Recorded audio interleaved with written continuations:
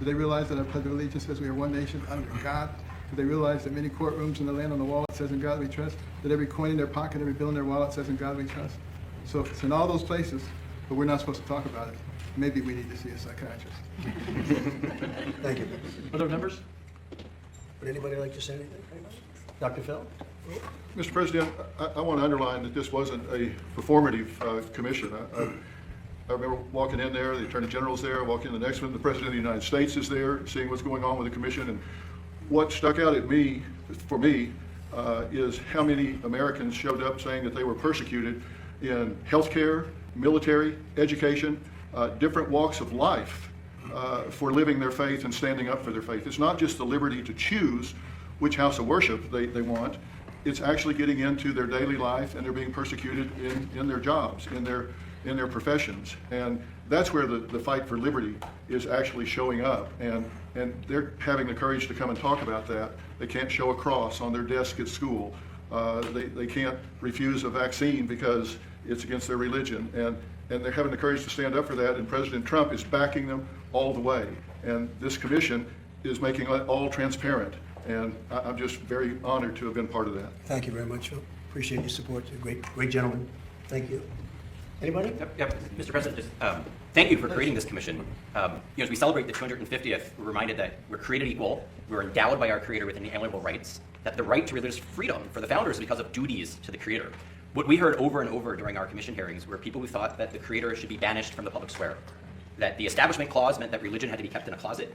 We saw over and over again students being told they can form a club, but not if it's a religious club. They can speak at commencement, but not if they mention God.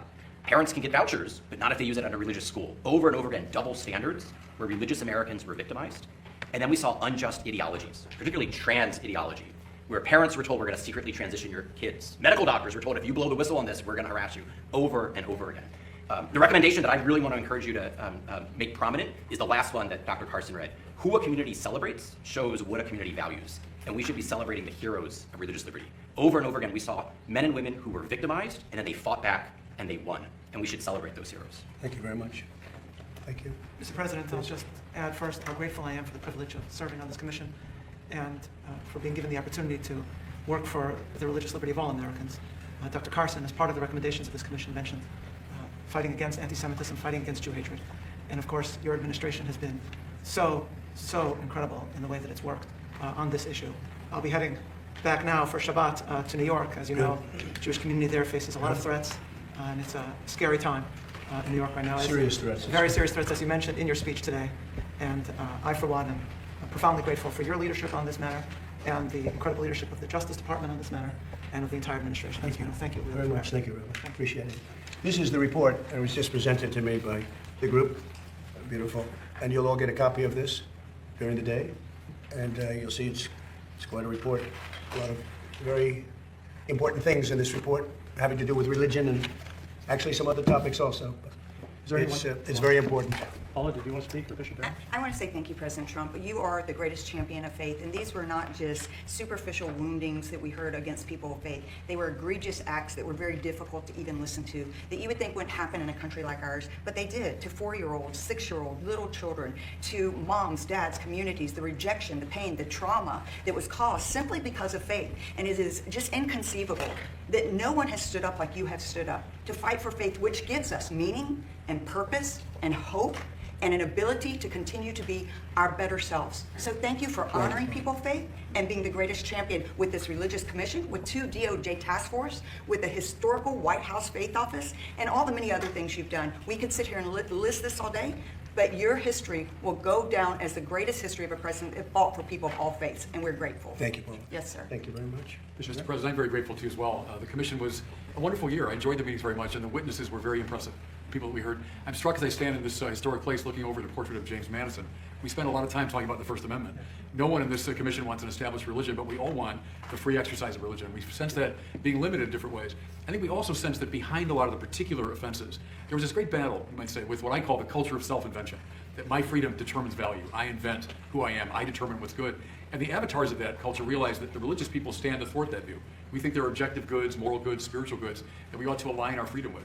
And I think that came through a lot in the witness testimony. But it was a wonderful experience. I think this commission accomplished a lot. So God bless you for drawing it into existence. Thank you very much. Vince, you want to say something? Yes, sir. Our founders know and wrote that no government has the right to become between the citizen and the relationship with God. It's one of the most powerful forces in life, in anybody's life. I'd say two things about this report. One is a body of evidence. We took testimony, so people can judge for themselves what people said in this report. It's a body of evidence.